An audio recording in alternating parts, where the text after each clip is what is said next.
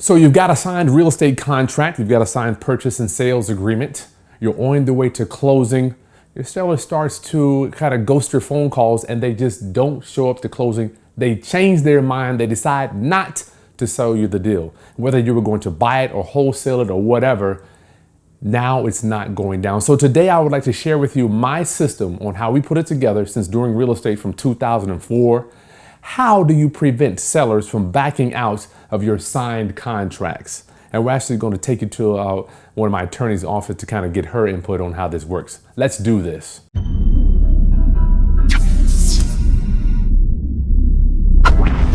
Greetings, class. This is Chris Haskins with therealestateroundup.com. My mission and ministry is to raise your financial literacy through real estate investing and entrepreneurship. In doing that, I get to share with you all my experiences since 2004 to make you, so that I can help you not have the same bumps and bruises that I had, right? So before we get into our training today, I do want to share with you, over the next few weeks, I will be finished with the Landlord's Guide to Section 8 Housing. Prayerfully, this will be done by Labor Day. Thank you for bearing with me as I bring my new son into the world. This COVID thing is going crazy. I'm doing my best to bring you this content. So let's take a look at what's going to be in the Section 8 Housing Training Course Manual. So it's going to be 4 modules. The first one is locating your tenant. Second one is going to be pre-screening your tenant. Third is going to be pre-inspection. What do you do before the inspector comes? And 4 is going to be post-inspection. What do you do after you pass the inspection, right? All these are just crucial to getting you paid in the Section 8 Housing, the Housing Choice Voucher Program. So you can get on our notification list below. There's a link. I'm going to put a few links in this video. We will notify you when the training is done. And you know I'm going to have some sweet goodies for you if you support me as soon as this thing comes out. So that link is below. The Landlord's Guide to Section 8 Housing. If you're worried about getting your rents, especially now during this COVID stuff, Section 8, they guarantee the rents, right? Okay. What are we doing here? We're talking about a memorandum of contract, right? Memorandum of contract. I'm going to go over this whole thing, how we set it up, how do you communicate with the seller, what happens if they back out, and eventually, right, they'll come back around. What do you do when they come back around and they say, oh, Chris, well, you know what? We were going to sell it to somebody else, but now we decided to sell it to you, or how do we get out of this thing that you have done to us? So here's the thing in my mind as I was losing deals over time, right? Losing deals. And you got to stay with me, right? Because I'm going to give you a link to this one also. You can download the document. I'm going to give you this one for absolutely free. You can follow along. That link will be in the video description as well. Okay, so I'm going to give it to you, my gift to you for supporting my channel as we cross 60,000 subscribers, right? So how does this thing work? How does it work, right? For me, I was losing tons of deals. Going over time, people would just change their mind. Whatever the case, it doesn't matter to me. You sign your purchase and sale agreement. I expect you to show up to closing. Do what you say you're going to do, right? So as I was thinking about the real estate business, I'm like, you know what? We have car insurance if you crash the car, house insurance if the house burns down, life insurance if you die, health insurance if you get sick. Why can't we have deal insurance? Real estate deal insurance. That's what I coined this topic here, right? I just cannot remember how many attorneys I talked to try to figure this thing out. It took me years. I'm like, you know what? It's got to be something I can do to prevent these sellers from backing out of my signed contracts. There's got to be something. So that's where we found out about the memorandum of contract, the memorandum of agreement concerning real estate. And go ahead. I'm going to give it to you. Go to that link. There's another link in the video description to download this document. You can follow along with me. I'm giving it to you. All right. So what is the memorandum of contract? Memorandum is just a notice, just a document, right? And I know I'm going to give you 2 documents because I have one of the courthouses around where I live in the Hampton Roads area. They don't like the memorandum, so we just change it to the affidavit, right? The same thing, just a document. That's all it is. So how do we set this thing up? How do we set it up to get our sellers to sign this document? Because you're not going to say, here, Mr. Seller, sign the document. What we like to do is to get this thing signed at the same time that they sign the purchase and sales agreement, right? I highly recommend you to get them to sign it at the time because they're in the boat, as Greg Peniel says. They're rowing along, right? Everybody's thinking about getting the money. Yeah, we're getting ready to get this money. They got the purchase and sale agreement. Miss Smith, I've got another document here too. I'm gonna give you the language to use so it doesn't offend them. You want people to feel comfortable as they're signing these documents. So you got your purchase and sales agreement. Miss Smith, how do we set up the signing? We have another, this is what I usually say. Miss Smith, we just have another document we need you to sign. All this says is you are who you are and we have an agreement. Is that okay? See how I framed that up, Roundup. And as you notice, if you watch my content, my posture, my demeanor, real flat, real smooth. You don't want to go in there like, I need you to sign this document. Your posture is so important when you're dealing with sellers. I cannot stress to you enough how important that is. So, Ms. Smith, we have another document we need you to sign. All it is it says it lets us know who you are. You say you are who you say you are, right? And that we have an agreement. That's it. Now, if you can't get it signed at the same time that you get the purchase and sales agreement signed, you can always get the mobile notary to take it over there shortly thereafter. It's no big deal. Just find someone on, I think it's abcnotary.com. You can literally send the notary over there to the seller's house. And I like to just have the seller meet right there. Hopefully after this COVID thing goes over, we can get stuff notarized on the internet. Why in the world can't we get things notarized online? Makes no sense to me. You can hold up your driver's license right there on the phone, scan it, and it's over, right? But now, for the time being, I don't know what state you're in, hire a mobile notary just to go over there to your seller's house and they can leave it right there at the front door, sign it, mask on, and it's over. So that's how we get to set it up at signing. What do we do with the document? What do we do with it after it's signed, right? So hopefully the seller will do everything that they say they're going to do. Hopefully they're going to do everything they say they're going to do, but you don't know. So what do? We hold on to it in our file cabinet until as we get to closer to closing.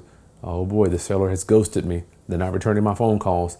They're not returning my texts. They won't call the title company. They're not talking to my attorney. Things getting crazy. That's when you go record it at the courthouse. Record it at the courthouse. Let's go ahead and go over this document together. Here it is, Standard Memorandum of Agreement Concerning Real Estate. This memorandum of contract entered to on whatever date by and between seller, whose address is whatever the address is for your seller.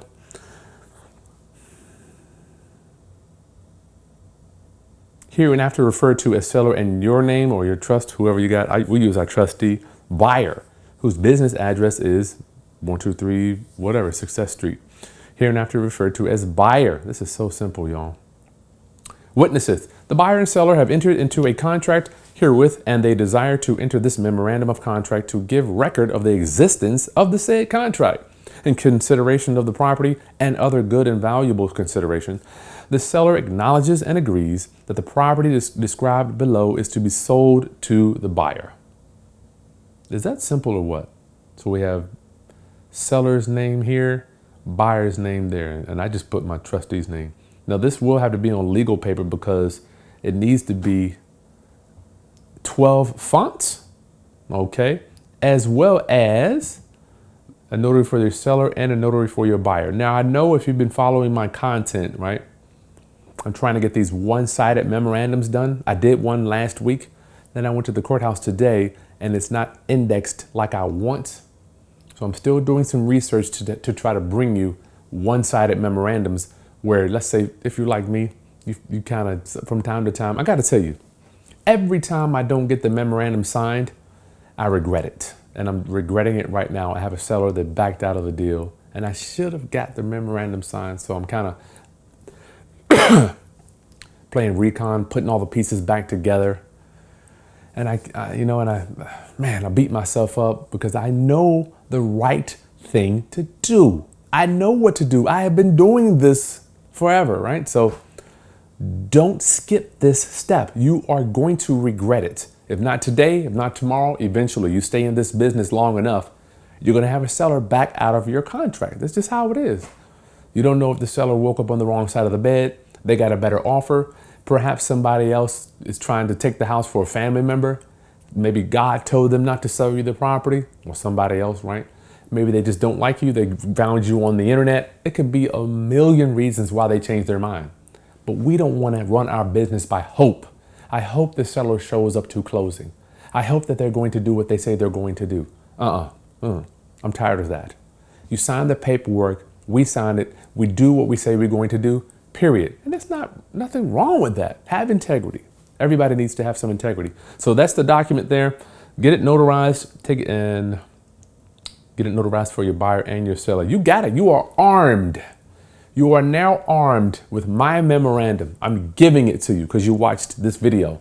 I mean, I do sell it, but I feel like giving today. Okay, now, how do you handle, what happens is, say for instance, they've backed out of the contract, the date's passed, they saying, forget, Chris, he stinks, done, I'm done with it. Let me tell you what the guy just told us last week. Chris, thank you for your time, but your services are no longer needed. Click, hangs the phone up. Okay, he didn't call me, he called my trustee, right? So I'm like, what do? I didn't get the memorandum signed. But now that I do have a one-sided memorandum, I'm working out the pieces to bring that to you. So if I would have had him sign my memorandum, it would have been a lot easier for me. I'm still picking up the pieces. I'm doing this so you don't be like me, right? So you're getting both sides to sign your memorandum, seller and buyer. I have a notary for both places because you may sign it at different times. So the notary can notarize the seller at one time and the buyer at another time, which will be you. So if you do all that right, if they do back out on you, you record that memorandum, it will cloud the title. So if they do a title search, they will see that there is a contract that exists between the seller and the buyer. Nobody's going to want to mess with that. You're clouding the title, okay? And there's nothing wrong with that. All you're doing is protecting your position. You are protecting your claim against this property, right? So a few weeks later, a few weeks go by, Chris, say they got another offer on the property, a few $1,000s more. New buyer does a title search. They're going to see your memorandum recorded against that property. So how do you handle that? How do you handle dealing with the seller that now knows they have to talk to you? They have to at least have a conversation with you, because without you releasing this memorandum against their property, they will not be able to sell this house unless they sue you. Now, they can hire an attorney to come after you, which happened to me too. I had a memorandum. They hired an attorney. I hired my attorney. It was clear as day. Boom, memorandum in place. Memorandum in place, right? So luckily I had it in place. Now, what I've done is I put another link in this video description. It might be up here too. Well, I don't know. You can see where we actually had to get a release done. So you'll have to do a release to release your memorandum if you want to let the seller out. So what usually happens is the seller calls you months down the line or a couple of weeks or whatever. This took a year for these people to come to their wits. Chris, you got this document recorded. I can't sell my house. What are we gonna do? I don't know, Miss Seller. What are we going to do? I don't know. You signed a contract with me.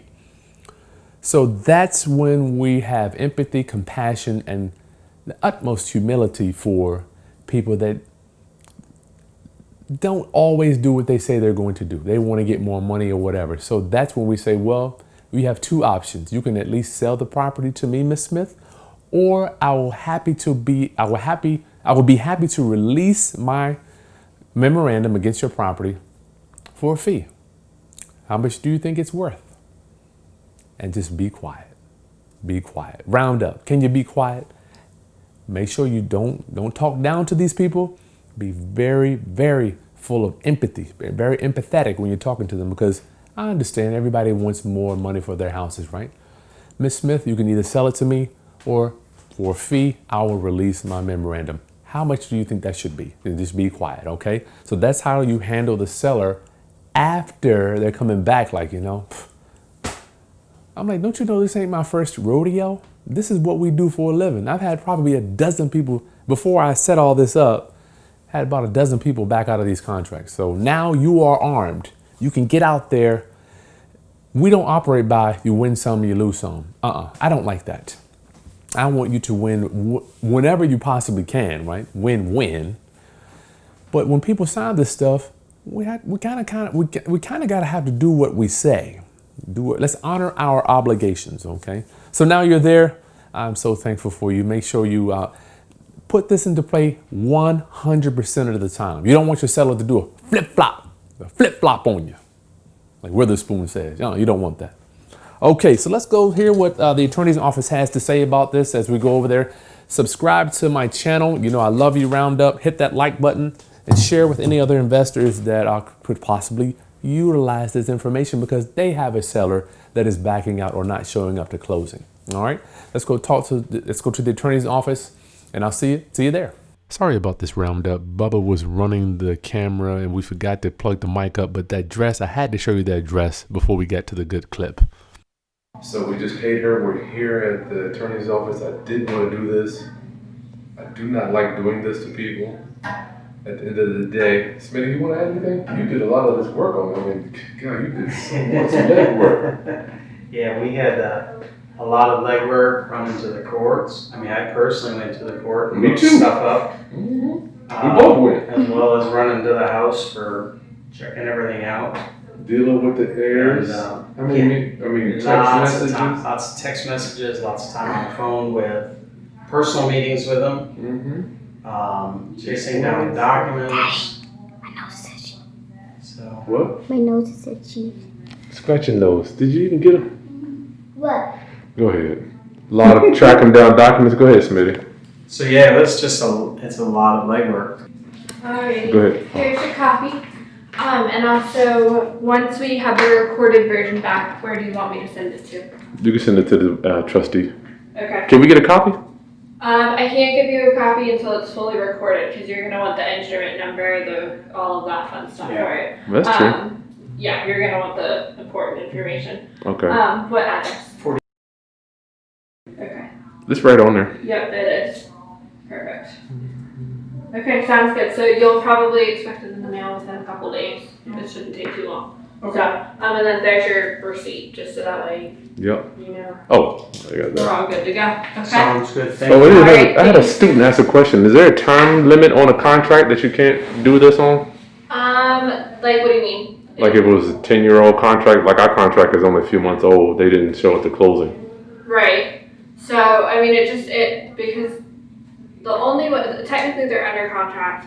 The only way that you can kind of be, released from it is if you were to sign off on like a release agreement. Gotcha. It's kind of, even though it may have expired or maybe it's past its settlement date or something, you're still under contract. Gotcha. And it all kind of just depends on what the contract says as well. Like you want to make sure that you have wording in there that's. Oh, you know we got that. You know we got that. Yeah, you want to make sure that it's good. You don't want it to say, oh well, if it expires past that date, then you can't do anything. Yeah. So it's all about the contract. Make sure you've got everything filled out right, and your terms are out right. But as far as them, I mean, they've signed it. It was an agreement. Gotcha. You can't just back out at the last minute like that. So Thank you. there's protection around that. Sounds good. All right. Alright. You ready, brother? All right. Yeah. Thank you so Have a much. good one, y'all. All right. Thank you. Have a great weekend.